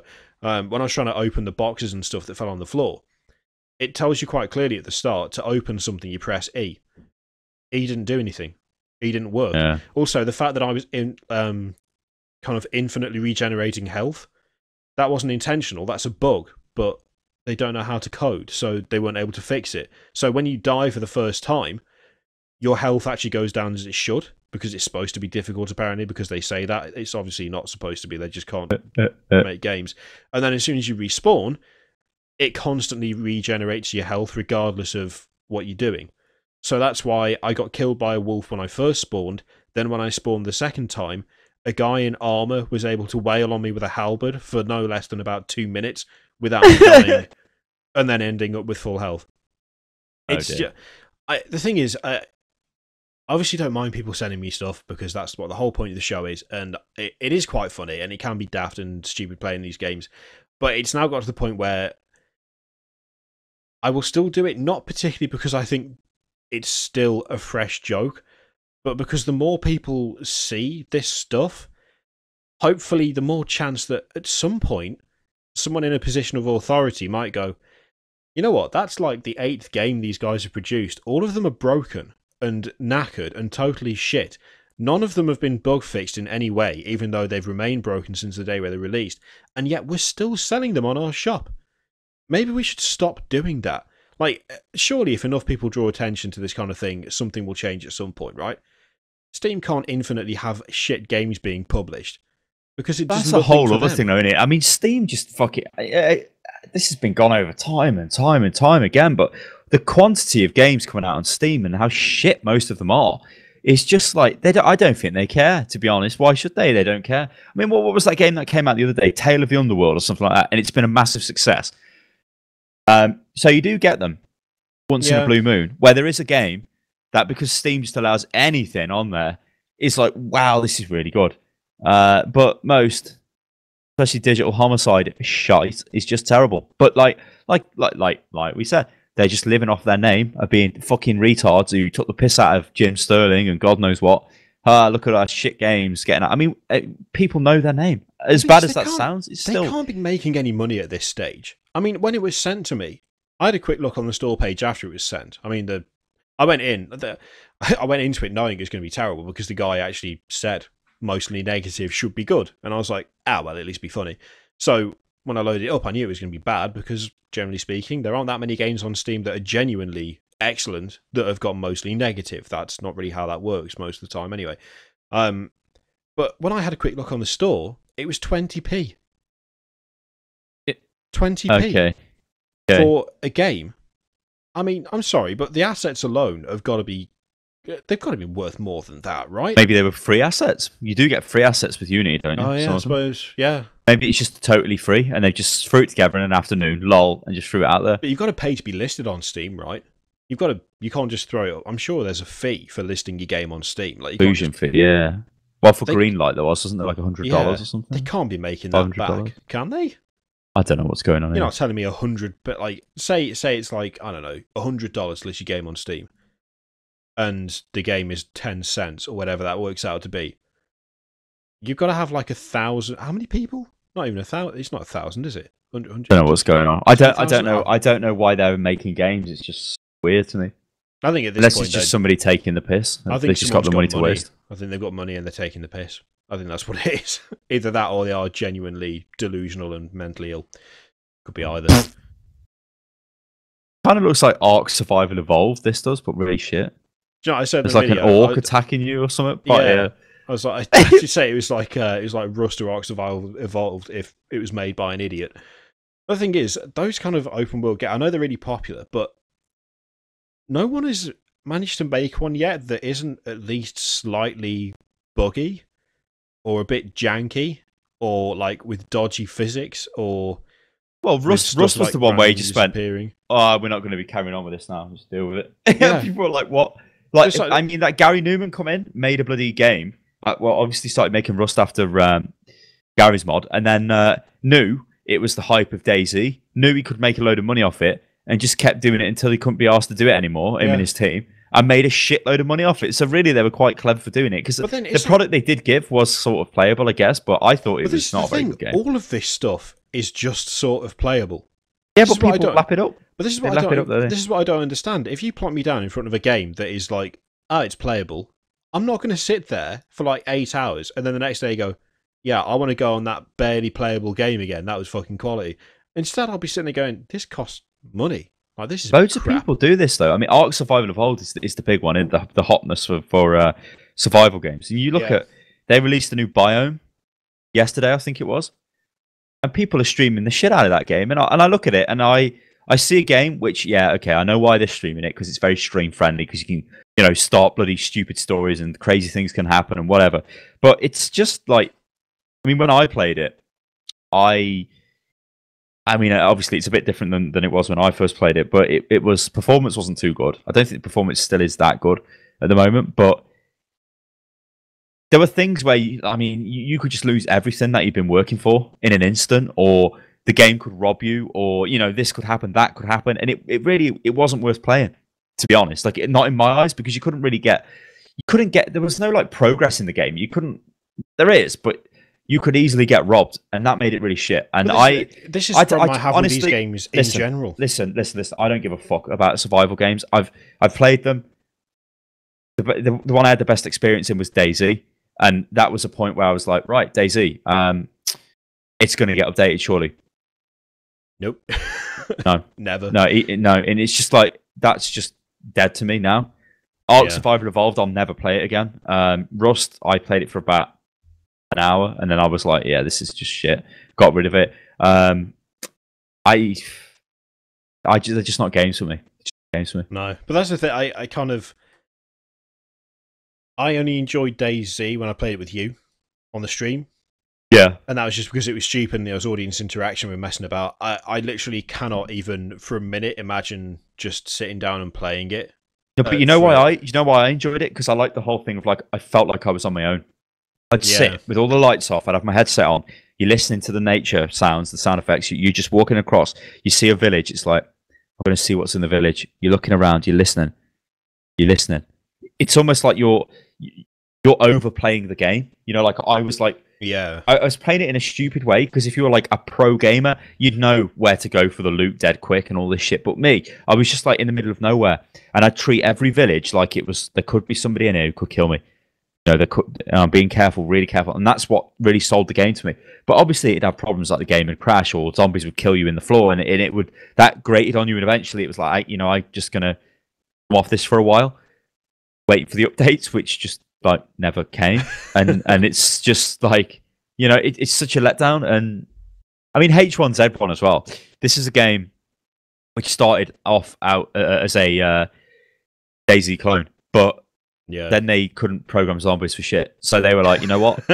Everyone's playing Battle Royale. It's just a Battle Royale game now. It doesn't even have zombies in it, this game. It's just stupid. It's typical, like, SOE, Daybreak Games bullshit, where it's like, it's making loads of money. Fuck the rest of it. We'll just do this now. Yeah. Apparently, it's meant to be pretty enjoyable, but it's rammed with hackers and all kinds of shit. But it's supposed to be quite enjoyable, because I've never played a Battle Royale game, but I've seen loads of streams of them, where the map gets smaller and smaller and smaller, and it's whoever's last kind of wins. And they did a Twitch tournament, which did look fairly fun. But again, it looked fun because you probably knew nobody was cheating on the TwitchCon thing. You know what I mean? You got people teleporting next to you and shooting you in the head with a gun that they shouldn't have. Or an aimbot, like, shooting you from a mile away, because, like, that's the nature of it, isn't it? They might have a sniper rifle and they get you from 500 meters away. You don't know where they've shot you from, but you're just dead, and it's like, okay. Christ. Surely not Daybreak doing something dodgy. Surely not. I'm going to stream H1Z1 at some point.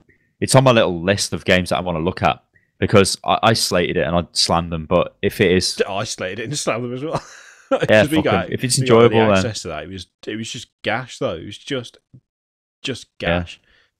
Well, you can't even buy stuff anymore, I don't think. No, I think you can buy cosmetic items for your guy. Like, I'm sure I've seen something like $100 hat or something. I don't know. Or a $10 hat, which is slightly different colour.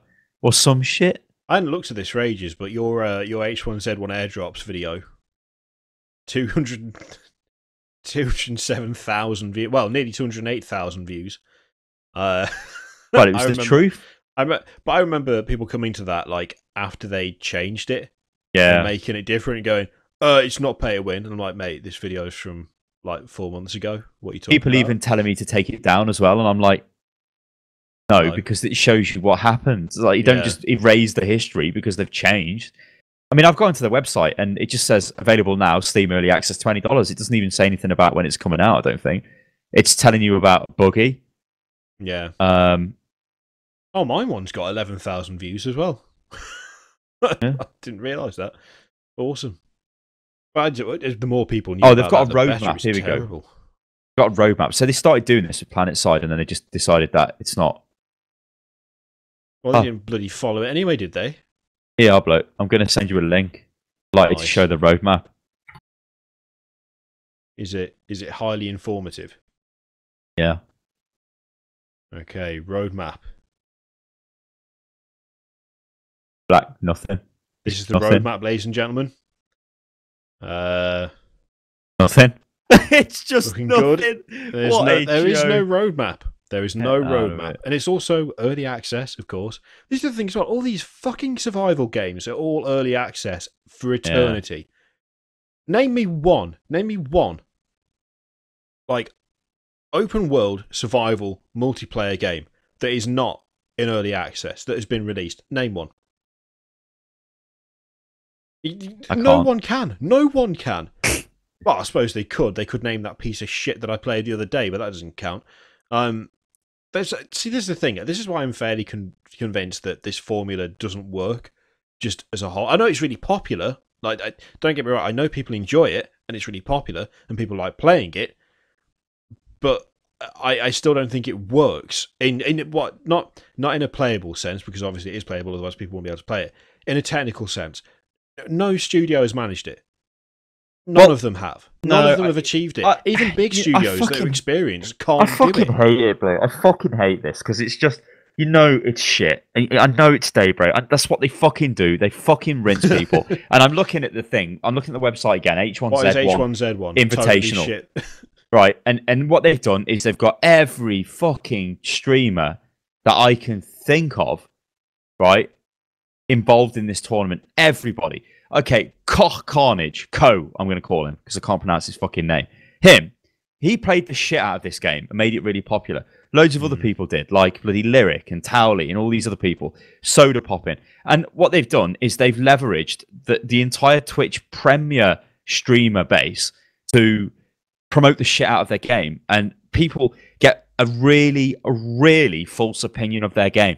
Because what they see is a guy playing the game who is very, very good at having a laugh with their viewers in what is essentially an artificial situation that the players or the viewers that then go and buy the game will never replicate. Yep. Because why is it funny? Well, if I'm running around, I'm a fucking streamer, I know how to do this shit. If I'm running around and I'm laughing to the chat about something that's going on and I'm saying, oh, should I do this in the chat? Like, yeah, let's do it. And then I go and do it and it's all this crazy shit. People in the chat might go and buy the game if I've been paid to promote it, or hell, if I'm just streaming it or whatever. But they're not going to get that experience because they don't have hundreds of people watching them on the stream that they can laugh with. They're just on their own playing the game. And that is what I hate. And they have really fucking milked this here. And I don't blame any of the streamers for doing it, for taking the deals and being part of it and whatever the hell has gone on. But Sony, well, they're not Sony anymore. Fucking Daybreak are a very clinical company when it comes to trying to make money as cheaply as possible.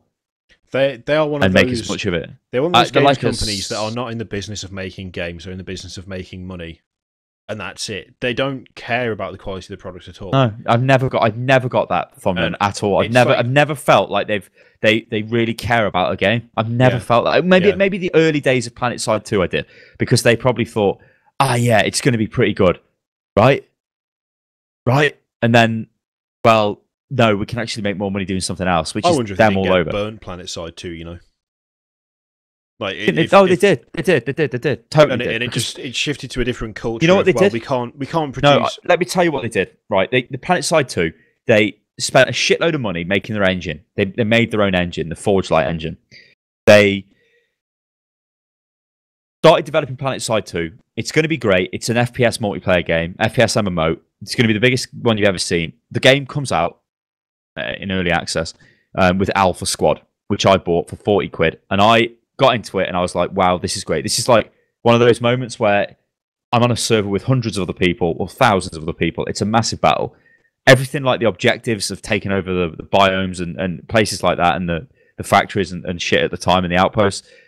It was all right because you knew the game was still being developed. It was like, they will give us some point to win, yeah? Because it was just, you take a base, 20 minutes later it gets taken, and then it gets taken again, it gets taken again. Yeah. It gets boring after a bit. There's no point to it.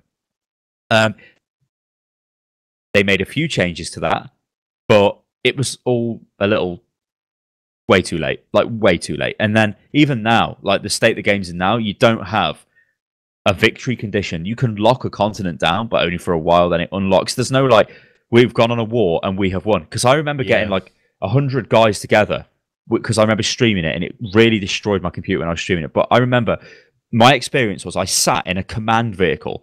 I was being ferried around, and I was looking at groups, and I was issuing orders to people, and I was like having a massive power trip. I was like, squad A to there, squad B goes to this, somebody go there, galaxies over there, and it was like, I've never had that experience before. It was like, this is crazy. This is like really enjoyable to me. But after we'd launched a massive, like, coordinated fucking multi-arm strike across the we'd lost the base that we'd just taken, and it was like, oh jeez. So now we've got to go back, and that was irritating. But what they realised is they're not making their money from it. They had the whole thing, we're going to bring it onto PS4. Then they broke away from Sony, but they still brought it out on PS4, which nobody ever talks about it on PS4. No. They made changes to the game, the PC version, because of the PS4, which was weird, because you could see they probably only had one development team, and they didn't want to stretch them. They started to annihilate people with stupid free-to-play crap, like weapons and the I forget what they're called, like the chips that you plug into your head, and they give you like an XP boost or whatever, and all that shit. And you know what? Then I think they were sat down. Guys, we're losing loads of money. We need to think of something. Zombie games is a popular. Let's use our Forge Light engine to make a zombie game, and that's what they did. And they started making a zombie game. Oh, it's working really well. It's taken off on Twitch. Our zombies are not working. Battle Royale works well because they actually hired the guy who invented the Battle Royale mod for Arma, and just turned it into a Battle Royale game. Now, we can hate on them all we want, but they did what was needed to keep their company alive. But they're almost like they're doing something nobody cares about, but they're making like a shitty product. You know what I mean? It's like, is there a place for a company like that? Without sounding particularly harsh, and it will sound harsh, I don't think the company needs to stay alive because they ain't providing anything. There's no. What is H1Z1? It's not innovative. It's not interesting. It's not original. It's just a DayZ clone, but it's got Battle Royale attached to it. Fucking brilliant, great. Sign me up for that. Oh no, wait, don't. The name is supposed to be H1N1 for whatever it's called, influenza, bird flu. Yeah. So it's supposed to be about a disease, but But there's no hint of it at all. It's just it's gone. I mean, it's just totally gone now. Daybreak are not capable of finishing a project. They're only just capable of starting a project, and then they don't do anything with it. Or at least what they do with it is turn it into a massive cash cow, but don't actually improve it at all. I don't have any patience for companies like that. I mean, you can argue, oh yeah, well you play AAA games on your channel and whatever. Yeah, I do. And you know what? After Ubisoft totally fucked up Assassin's Creed Unity, they gave away a whole shitload of stuff related to it for free. When's the last time Daybreak gave something away because their game was broken? Oh, sorry, no, they never do that. They would never do that. They're not capable of doing that. Like, they don't make anything of worth. I agree. What they did make was PlanetSide 2, and then they fucked it. Then they tried, what is it, EverQuest Next, Landmark? That could have been a genuinely interesting project. Let's go further back. Let's go further back. They acquired EverQuest, yeah, and they started to run EverQuest. Main MMO, made the most money at the time before WoW came out. When WoW was coming out, they were developing EverQuest 2. They knew EverQuest made money. Let's reinvent the wheel, so to speak. The game they made, I played for years, and it was a fucking... When I went back and streamed it a couple months ago, the stream were blown away by how good that game is at the start. Like, it's you feel like you're in that world. Like, fully voiced characters, loads of stuff, great score and all of that stuff. The chat on the stream at the time were like, this is we didn't realize it was this good. Like, but then they started to lose out to Blizzard with WoW. It was taking the players that EverQuest was designed to take, EverQuest 2. Like people like me, I guess, and people who were not heavily into EverQuest 1 but wanted to play an MMO because it was starting to become like cool, I guess. just before EverQuest 2, the Star Wars Galaxy or Galaxies fiasco, where they got that, and well, they made that, and then they just totally changed the game overnight, and that just pissed off loads of people, and the game just collapsed. So that was a horrendous decision. Then they were involved with a game called Vanguard, which was from Brad McQuaid, who every few years comes back with a great idea for an MMO, then just goes away. He was like one of the fathers of original EverQuest, so he knew what he was doing for EverQuest. But yeah, so Vanguard was shit. He had different publishers. Eventually, Sony bought him, or SOE bought him out, and had the game running for a while, and then cancelled it because it was just shit. Like shit, I mean really bad.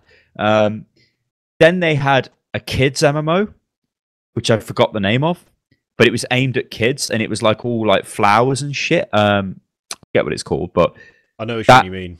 Didn't do very well. Free Realms, I think it was called. I think you're right on. That didn't do too well. But why did they do that? Maybe they seen, I guess, like mobile gaming rising and kids playing games or something. I don't know. They tried to get into that market, but didn't. They also had PlanetSide as well running at this point, but PlanetSide was pretty old at this point because we're in like the mid 2000s now. Then they started putting out expansions for EverQuest 2. Then they started developing PlanetSide 2. PlanetSide 2 comes out, quite well received because there's nothing else like it. Had a good graphics. Oh, it looked impressive, but not a very optimized graphics engine. Blah blah blah. Then they had EverQuest Next announcements based off the same engine, and EverQuest Landmark. Now, EverQuest Next was just a placeholder name for the next EverQuest game. So, like EverQuest 3, all right? The whole idea with this is the world was going to be destructible. So, an MMO where the world is massive, but you can change the world. When you attack, you fire a fireball, it blows a part of the ground away, and they had demos of it. Looked pretty impressive. But before that was slated to come out, EverQuest Landmark they had. As this thing which is like their take on Minecraft, because again, Minecraft was massively popular. So you can see how the company operates. It's like, let's try and make a Minecraft craft clone. Now, I enjoyed this for what I played because it was a voxel-based construction game. So not like Minecraft where you've got like the cubes. I guess are they? No, they're not voxels. Whatever they are, they're just cubes. But in this, you could alter the landscape and get smooth shapes and all kinds of stuff. And you could really go to town with all the construction tools they've made. Essentially, they just gave you the tools that they use to design levels in this engine, like what they would have used to design PlanetSide 2, but they made it more user-friendly. Sunk a shitload of money into that. No fucker played it beyond the first bit of like fanfare they had about, wow, look at this. You know, I remember it being really popular. I remember having loads of problems with servers. It was dead hard to get onto places. All of the best locations would be taken straight away. Like everybody wants to build a massive castle on top of a massive mountain, but they'd all be taken. So you'd have to try and find a map with a space, and there might not be any maps left. So then you have to live in a gutter or something, or try and work out what you're doing. And the game was based around, you'd have to level up your pickaxe. So you'd sort of mine for one resource to build the equipment, to then build the pickaxe, which is better, to then mine for the different resource, and you could mine faster. And it was fairly grindy in that respect, but you could get a shitload of resources and spend ages building. It wasn't like you had to be grinding all the time for materials and stuff.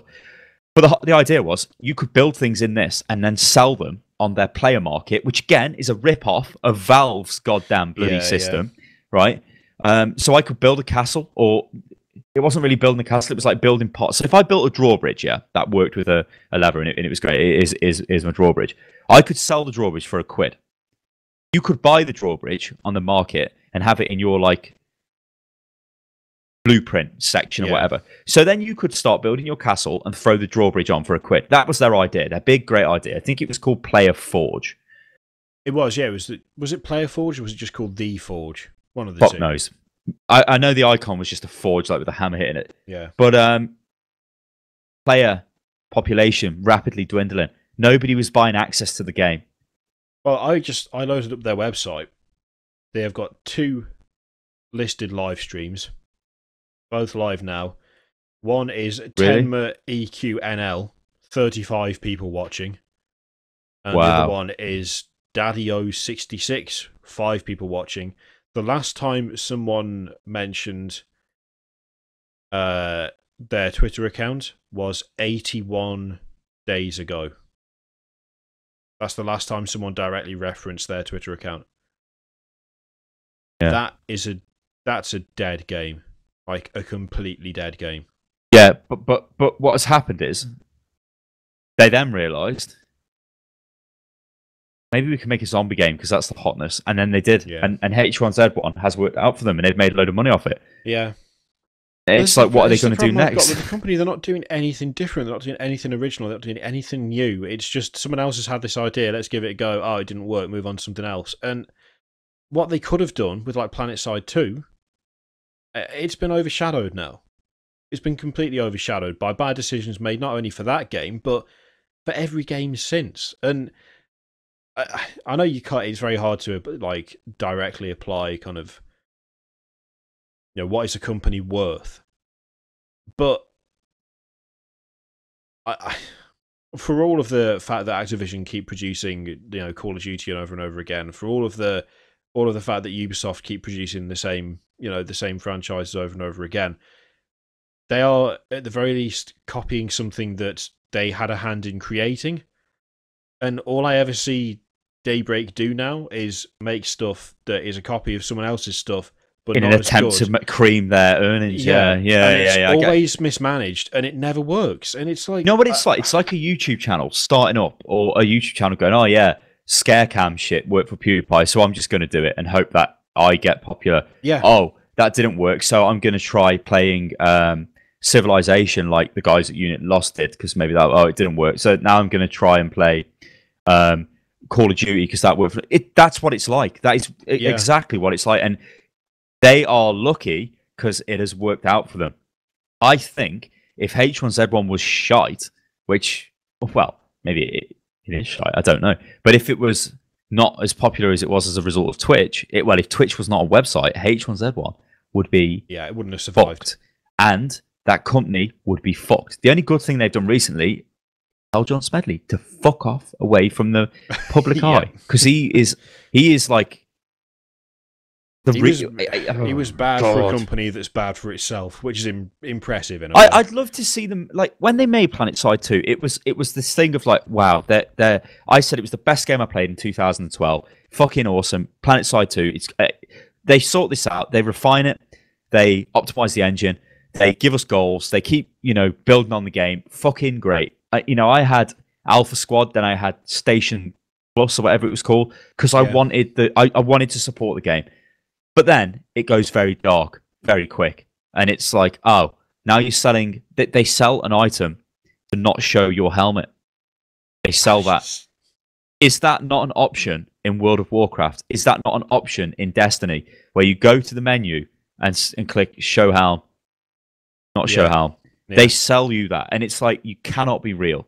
That's how they work, because they know they can. They'll probably make jack shit money out of it.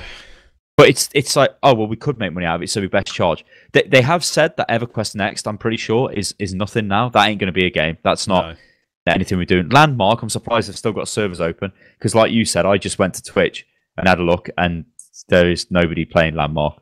No one cares at this point. No one cares at all.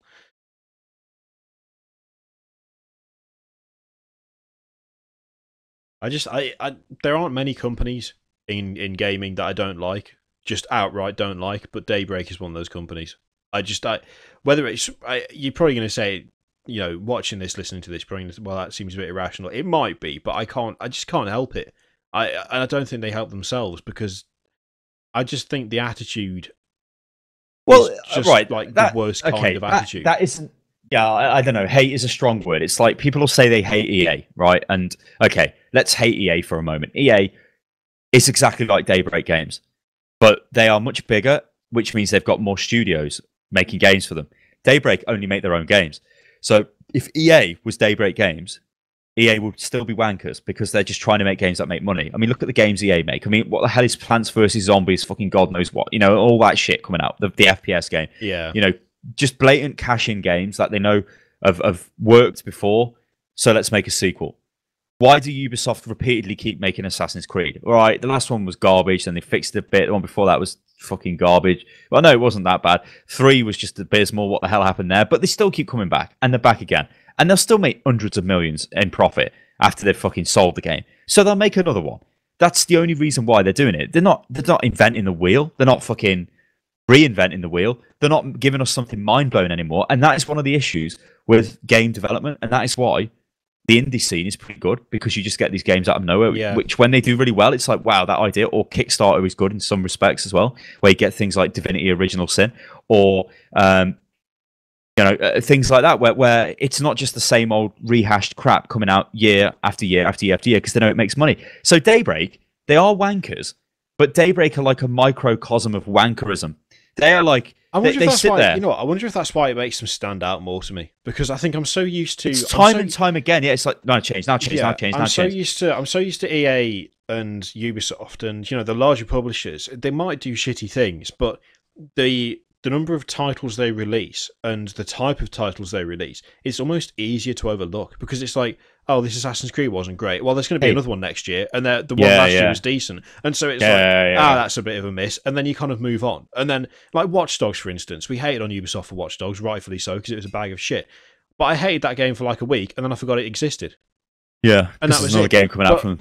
But for things like, I think partially as well, it's because like I play PlanetSide 2 as well. I really enjoy PlanetSide 2. I thought it had a lot of potential. They could have done great things with it, but then they just didn't. And this might sound bad, but I find it easier to dislike a studio that had the opportunity to do great things than, say, a big publisher who routinely does just the same things they've always done.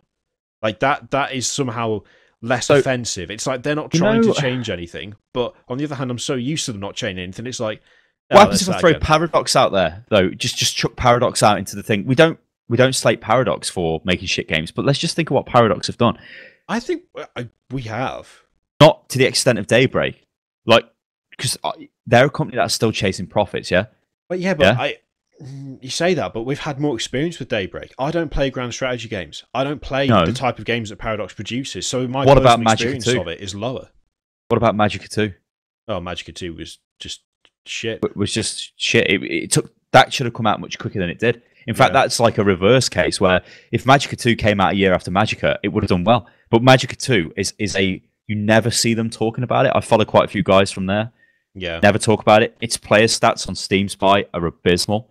Nobody plays it. It's just a disaster. Like in terms of like what that game's done, not a lot. But Paradox, you look at that company and they are masters of grand strategy. They make the most popular grand strategy games. They are cleverly trying to, I think it's Stellaris, I think it's called, or something, trying to branch out into base grand strategy with a bit of Civ thrown into it, it looks like, or something like that. Could be quite interesting. But I guess it's not fair. I guess it's not fair for me to throw them out there, because if they've not really made a bad game, and they're not openly like, it's not like they've gone, oh, we're not making grand strategy games anymore because they're shit. We're going to make fucking Minecraft clone. That's what Daybreak have done. Yeah, I think Paradox. Well, hang on. I think Paradox were like okay with the foundation of their grand strategy games, and they knew that they could survive as a company with that, and that's fine. And then they just started doing other bits and pieces, because they publish, they're like a publisher, aren't they? So they publish other. I think it's Paradox. I might have got this wrong, but I think it's Paradox North who do the grand strategy games. Yeah. And then you've got like, I think they've got another studio, but then you've got all these other third parties that they work with, and like games like Teleglitch and stuff like that. I'm sure, and the what was that beat 'em up like game where you were like a Hollywood action film and it was 2D kind of showdown something. Yeah, it's called, but I know which one you mean. But yeah, like Daybreak. This is just turning into us shouting abuse at Daybreak, but they're a business. They're going to do what they need to do to keep money coming in. But their approach to game design, their approach to the gaming industry is not an approach. It's not this like loving approach of like, yeah, we really want to make something that's great. You could say Blizzard, back in the day, were a company which were great because they wanted to make games that they enjoyed. Now, Blizzard are... What have they done with World of Warcraft the last couple of expansions? It's not been too good, has it? You know, the thing, they're just milking stuff, and it's like they're not. Wait, I don't agree with that. Get this romantic like attachment to them, like when they were older, when they were inventing stuff, and it's like, look what we've done. Like I had a romantic attachment to SOE when they gave me EverQuest 2 because I was like, holy shit, thank you very much. Yeah, but you say that it's like, yeah, they haven't done that much for World of Warcraft, but they've also done Hearthstone and Heroes of the Storm, and they're coming out with Overwatch. I mean, Hearthstone, who the fuck even knew that was going to be successful? Because that was a complete outlier. But couldn't you say that Heroes of the Storm is an attempt to get into a market which has been established by LoL?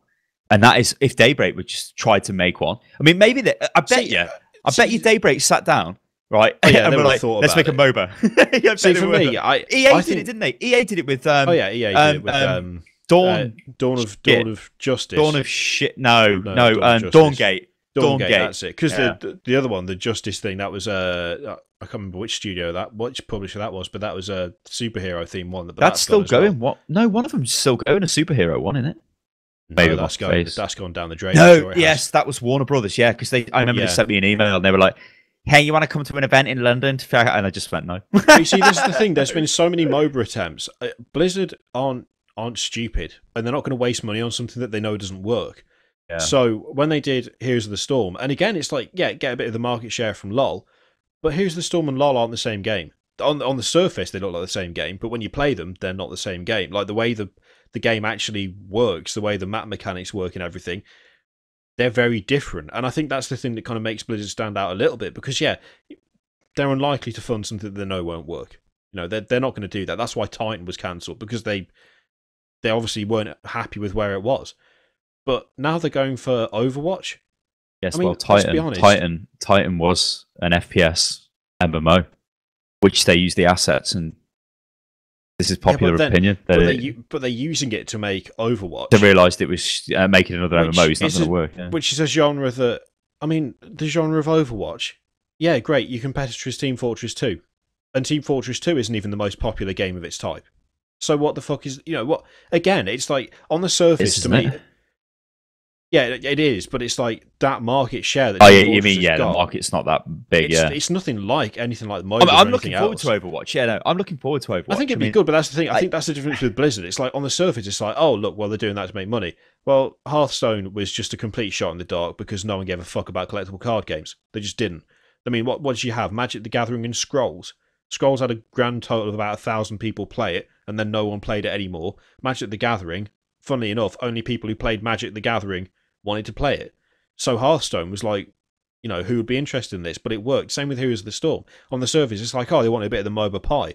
Yeah, except they introduced crazy random like RPG/RTS elements with different map objectives, and every map's different, the balance is different, and all this shit.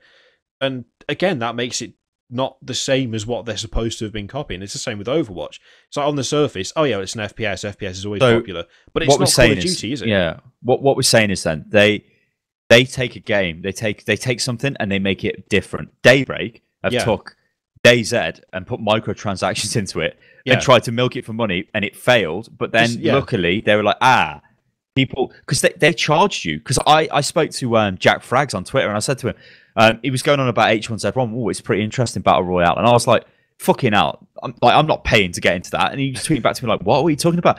Because when I played it, it was a zombie survival game, but you had to buy a 99p ticket to get into Battle Royale or whatever the station cash version of it was. So it was like this special one-off event, but people were buying so many tickets, I think, that they just were like, oh, we'll just make the whole game Battle Royale. Yeah. And I think they've got rid of airdrops and things like that because it doesn't make sense in the Battle Royale thing for you to buy stuff. But that's the thing for me. It's Daybreak takes what other people did, and apart from PlanetSide, and then mismanages it, and companies like Blizzard take what the people did and do what they want. Yeah, I think PlanetSide killed them. PlanetSide 2 was just like, this is our and I don't even think that it was PlanetSide 2 that killed them. I think they killed themselves over a perceived failing of PlanetSide 2. They could have fixed PlanetSide 2. They could have made it better, but they didn't. Instead, they tried to milk too much on microtransactions. Milk it for as much as it was worth. The players started revolting. They deemed the game to be unprofitable. So then they started fucking around with PS4 version, and it all just went to shit from there. And since then, they've not attempted anything original. And anything original that they might have thought about is quickly overcome with, oh, well, look at PlanetSide 2.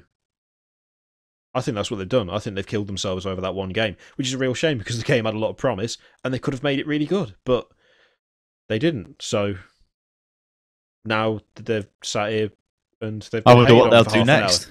What will they do next? Oh God, I don't want to know. What's going to be the next big thing? PlanetSide 3. No, he's not.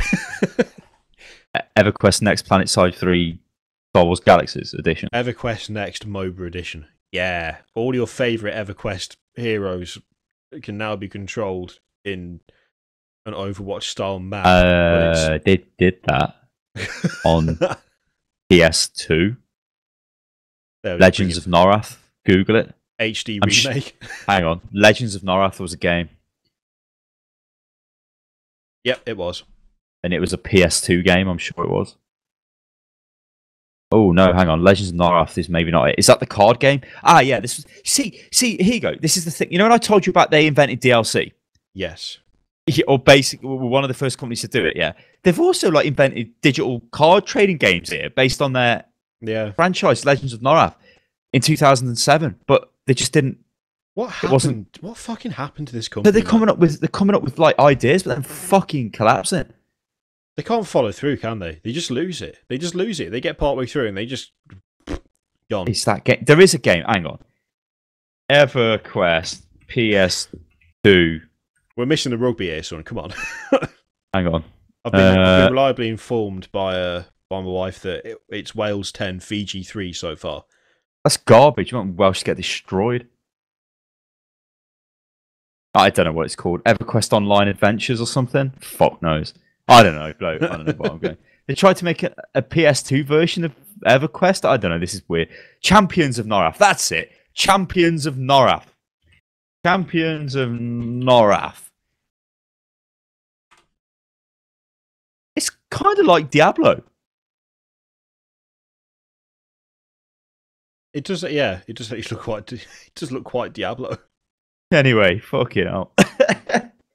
Yeah, I want Fiji to destroy Wales. They collapse now. Destroyed it by the time you listen to this. I can't have this. Can't have them coming to my country and destroying me. Personally. Yeah. Come round my house. That is it for this week's Pubcast, ladies and gentlemen. Make sure you tune in next Thursday at 7 p.m. BST for Hotfix, and of course the following Saturday for the next Pubcast.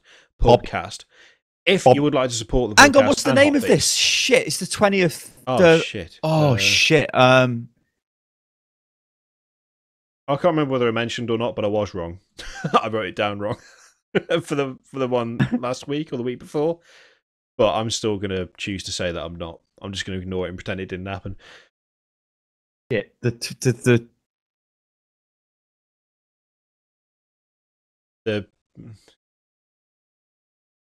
I want to get the word twinkle. The twinkly 20th. I don't know. No twinkle going on. I'm twinkling. I'm twinkling. I am twinkling. Look at me twinkle. The twinkling 20th. Okay, there we go. It's the twinkling 20th. I've decided. I'm even going to write it in Skype again. There you go. This has been the twinkling 20th episode of the Enos Pubcast. Come back on Thursday for Hotfix. Come back the following Saturday for the next Pubcast. And I will... Well, we'll leave you now before you develop epilepsy. Toodaloo!